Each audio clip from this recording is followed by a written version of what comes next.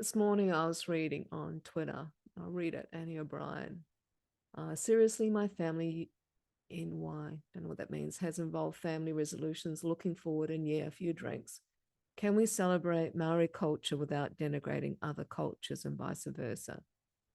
And she's reading out, she's shared a little snippet of something called Tuatora, Tuatoru, letting go, which says something like the Pākehā concept is often about getting drunk and releasing fireworks at midnight, whereas the Maori concept is about releasing in a spiritual and healthy, healing way.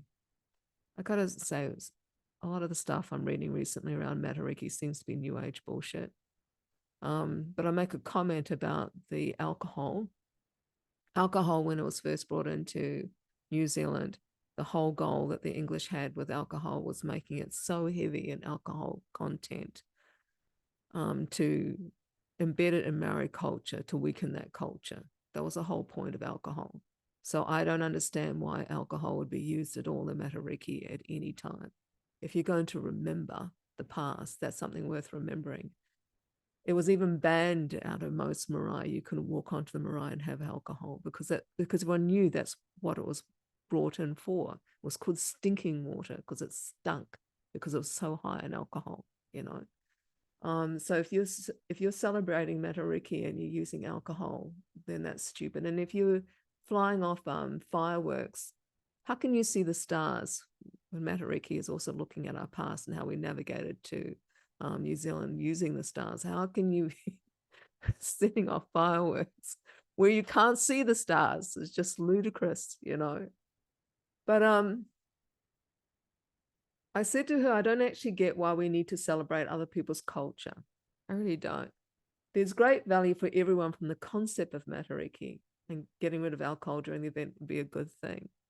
And that's the thing. There is the concept of Matariki. It's not, if you're going to make it another January 1 or Guy Fawkes Day, there's no value in it. But the whole concept of it is about your family.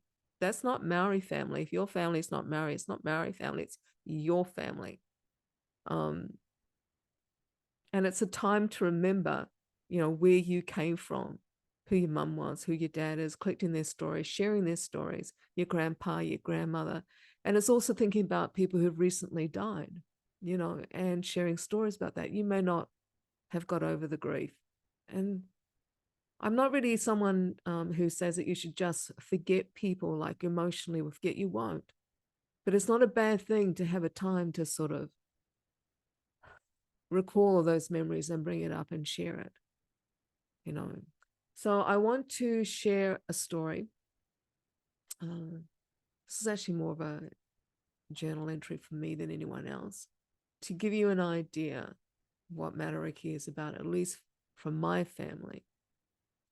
And I've got a purpose for this, but I'll read this out first. And it's not going to appeal, I think, for most in a generation with a sound bite kind of memory. But here's something I wrote a few years ago. I can't see the Matariki, that's the Pleiades, by the way, from here in Sydney, Australia. But I remember it each year. I remember Claire, my pagan friend. She passed away a couple of years ago from the COVID time, telling me of similar celebrations in other countries' Day of the Dead. A time to remember those who've passed on, a time to clean up family gravestones, share stories, do genealogy, show family members and photo albums, and gather the young to remember those who are gone and share their stories. 2020 was to be the year I was going to visit Aunt Liz's grave in Christchurch, New Zealand. With COVID, we'll have to wait until next year. She died in May 2012. Our cousins, her children, were casually cruel, never bothering to tell the rest of the family that their mother had died. They couldn't be bothered, another family member said. These were her daughter's words. It was gutting. And it wrenches my heart, even now, not to be able to say goodbye. More so because around that time I had sent a parcel of pictures and a long letter thanking Aunt Liz for her influence in my life, telling her I loved her. I know now she never got it. Aunt Liz was a striking, slim, tallish woman. She was fiercely protective and had some part in raising me from 5 to 6 years old. She was staunch as hell, When Richard was burnt, something close to over 70% of his body caused by a petrol pump explosion. The hospital refused to give him painkillers when he cried for them. And they figured he would die at any time, so it would be a waste. He was Maori, and that's just how it goes in some white hospitals. My aunt flew from Christchurch to Wellington Hospital when she found out. She strode into the hospital and demanded the nurse comply. When the nurse refused, my aunt's holy anger gave her the strength to lift up the nurse, plant her against the wall, and tell the nurse coldly, "You will give Richard the painkiller, or you'll be needing it for yourself." The nurse gave Richard the painkiller, and despite the hospital, Richard lived. I first remember her when I was probably about 4 or so and living at my grandparents' home in Palmerston North. She introduced us to porridge. I remember the look on her face when she heard that all we ever ate was cold Weet-Bix. She would have none of it. I remember how impressed I was with porridge, how I stared in wonder at the cream and the milk floating on it, how it was warm and how the sugar fell as crystals, then syruped into glassy sheen on top. It was love in a warm grey lumpy sludge.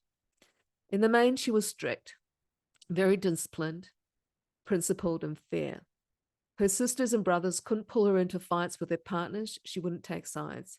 She wouldn't take sides with children fights either. If you started it, you finished it. No one would rescue you. She kept her promises, even if it was months later. The first summer, I couldn't swim in the council's paddling pool. I saw a white boy with red hair poo in it. She didn't see that, but she promised if I wasn't going to swim in the pool, then I wasn't going to go with him to it next year. Next year came along and I didn't get to go. Rather than be upset, I was impressed and comforted that promises meant something, and I enjoyed the time on my own. She was truthful and wouldn't tolerate lies or cowardice. She taught evil was rooted in 2 things, lies and lack of courage. Now much older, I've seen that's true. But she hit me often. I could avoid it if I was clear on the rules, pay attention, and keep small. I learned a lot of self-discipline and to pay attention. At 5 to 6 years old, my memory wasn't always that good though, and the beatings were severe. Around the end of my stay with her for a few weeks, after dinner, I would clean myself up and put myself in bed at 6 p.m. to avoid any opportunity to be punished for an infraction. Still, I forgave her. One night, she came quietly into the darkened room, sat at the end of the bed, and told me that it was not right that she was so hard, that what she was doing was wrong. I will always be grateful for that. I have felt that it was me. I was just wrong. And it shifted something. She said she loved me. She teared up and said she couldn't keep treating me this way. Not too long after, I was sent to Petone for a brief stay before moving to more homes. 10 or so years later, though, I was in 15 and in and out of hospital. I was alone. I wrote to her. I don't know what it was I said or didn't say, but she was on the plane immediately to visit me and see if I needed to leave. She said she had read between the lines and she had to come.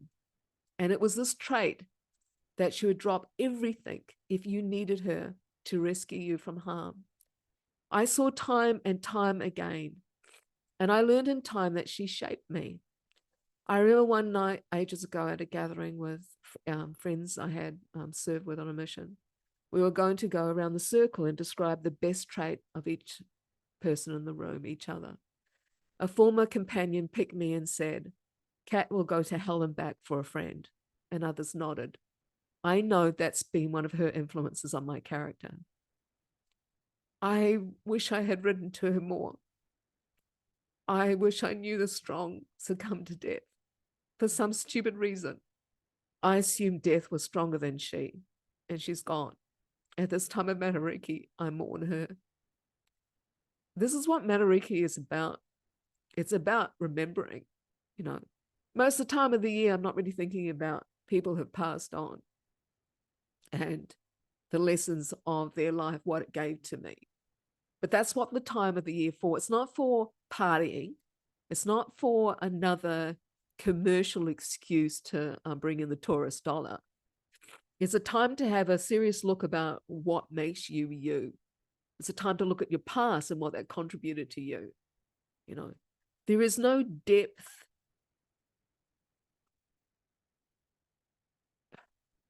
There's no really understanding of who you are and where you come from unless you look at who you are and where you come from. I'm not really into celebrating other people's cultures. You've got your own culture.